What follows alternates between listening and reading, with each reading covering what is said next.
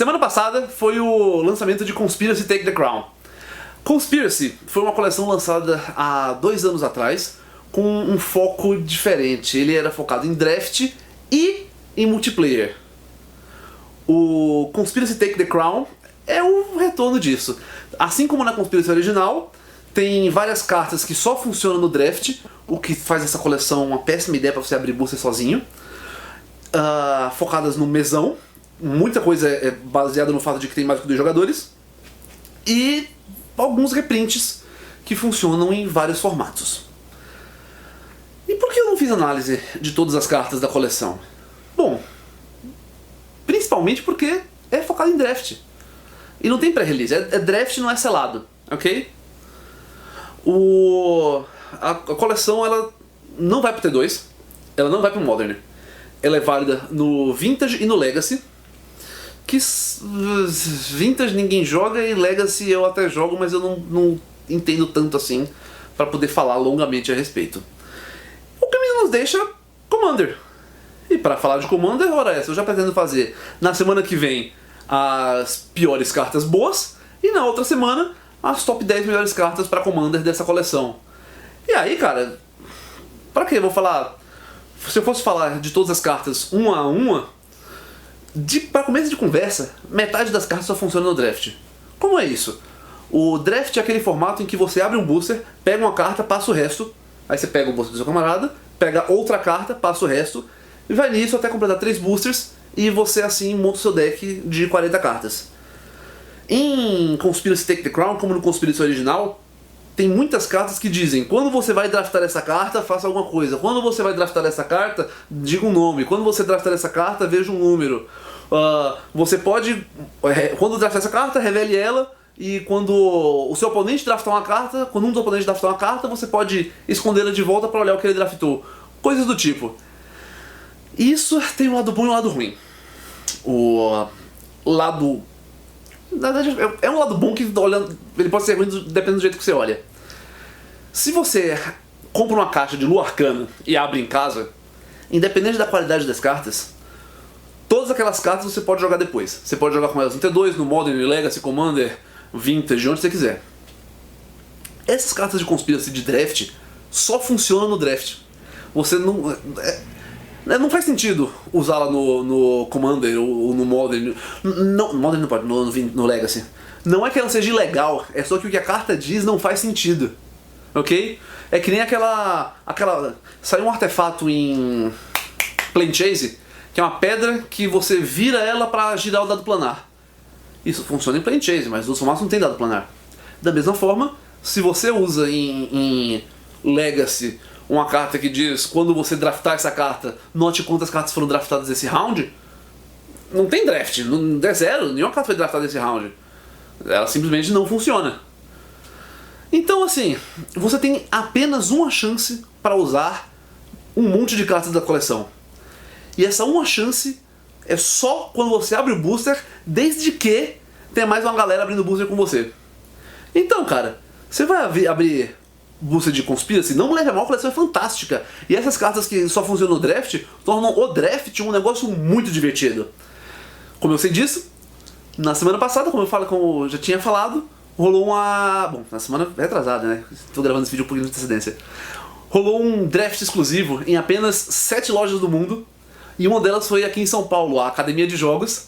E eu e outros youtubers participamos. O Fox da Academia de Jogos nos convidou.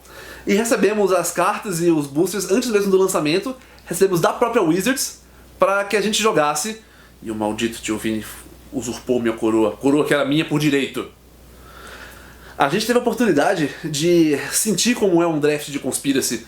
E, cara, eu tenho que dizer, eu não planejava comprar uma caixa de Conspiracy, Take the Crown, exatamente por isso. Como é muita coisa voltar a draft, eu falei: ah, não, pô, depois eu pego as cartas pra Commander e é isso, não precisa de mais nada.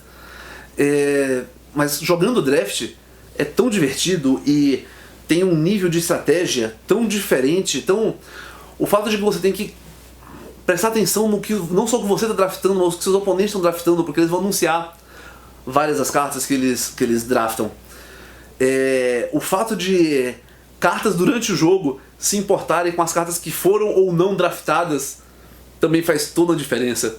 E aí, juntando o fato de ser um mesão, tira muito daquele aspecto do draft, que é o que me afasta do formato, que é aquela coisa de um formato sério, porque como eu tenho que gastar booster pra jogar, então eu vou jogar pra valer, porque a coisa mais importante é ganhar.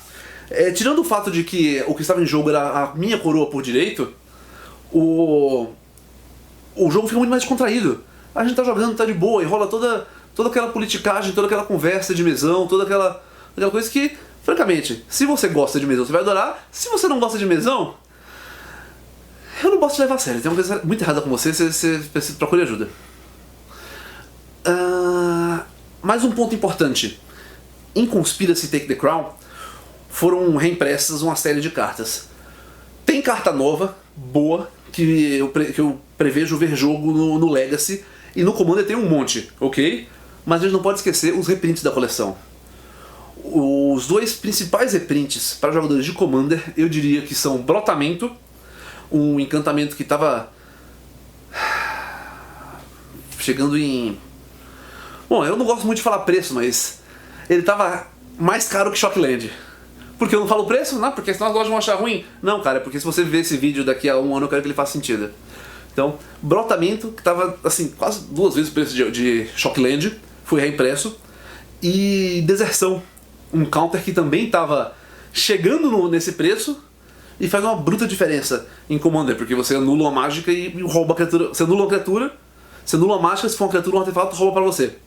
Essa vai ser a utilidade de que ele anula qualquer coisa, mas se a coisa for qualificar, ela é sua agora. Agora, Commander tá fácil, a coleção inteira vale pro Commander. Pros outros formatos. No Legacy, foram reimpressos o famoso Mostrar e Contar, Show and Tell, e Berserk, que não tem um nome em português. As duas cartas estavam chegando a preços estratosféricos. Berserk só foi lançado em Alpha Beta Unlimited Revive, Alpha Beta Unlimited e uma versão promo de deu branco. É uma carta muito forte, ela vê jogo em decks de Infect e, cara, é uma carta muito legal. É esperado que o preço dela afunde feito uma pedra depois disso. Mesma coisa Show and Tell. Ela funciona em decks Omnitel, Reanitel, tem uma série de decks no Legacy que usa o Show and Tell ou pra você fazer uma criatura muito maior do que qualquer coisa que seu oponente pode possivelmente ter em Rakou no começo do jogo, ou em deck Reanimator pra você conseguir escapar e fazer criaturas perigosas, vezes que o seu oponente tenha como remover seu cemitério. Para o Modern, foram reimpressas Inquisição de Kozilek, que estava chegando nos preços absurdos. Cara, Capturar Pensamento é uma carta rara e antiga. Ela sempre foi cara. Tava chegando perto de Inquisição de Kozilek tornar-se a versão barata, a versão budget, se você... ao contrário. O preço da Inquisição de Kozilek tá subindo tanto que Capturar Pensamento estava se tornando a versão barata que você usaria se você não tivesse Inquisição. Essa carta estava desesperadamente precisando de um reprint. E Visões do Soro, que pelo amor de Deus, né? Carta comum, ruim, não pode custar isso tudo. Pelo amor de Deus, Wizard, faça alguma coisa. E de fato fez. Agora, muita coisa que foi reimpressa em Tarmogoyf reprintou em Modern Masters e não caiu de preço.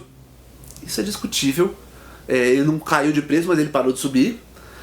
E como eu posso afirmar tão claramente que todas as cartas vão cair muito de preço?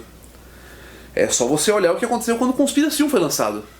Quando o Conspiracy 1 foi lançado, e agora eu vou falar de preço porque isso sim é coisa passada, Stifle era uma carta que valia seus R$80. Saiu o Conspiracy 1 e o preço de Stifle caiu pra 15, por aí, mais ou menos. Por quê? Muita gente que joga draft, não tanto no Brasil, mas isso acontece muito nos Estados Unidos. Tem muita gente que só joga draft.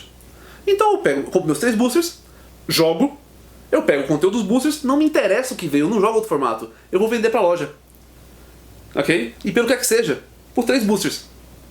Então não existe nenhuma carta na coleção que não vai ter milhares de pessoas nos Estados Unidos vendendo pra lojas por 3 boosters. Então pode ser que uma carta chegue a custar mais do que... chegue a valer mais do que 3 boosters, mas tem tanta gente disposta a vendê-la por 3 boosters que a mera lei da oferta e procura impede o preço de ficar muito mais alto.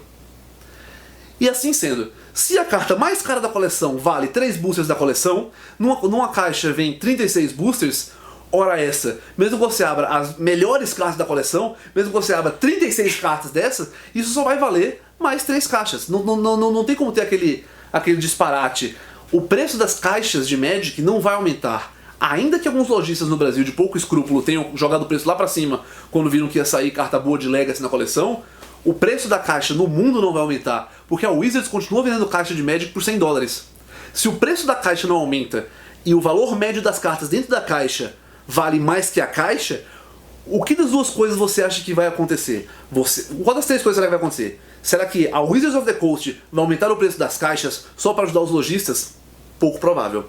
Você acha que isso vai criar um loop infinito, que o lojista compra a caixa, vende as caixas e compra 2 caixas com dinheiro e a Wizards não vai perceber isso?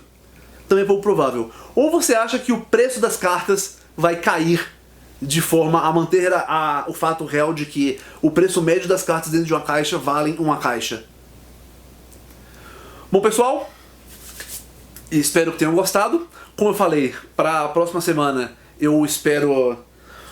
Para a próxima semana eu vou postar o vídeo com as piores cartas boas da coleção. E na semana após essa, o top 10 cartas de Commander. Se você gostou desse vídeo, dê um joinha. Se você não gostou, dê um desjoinha.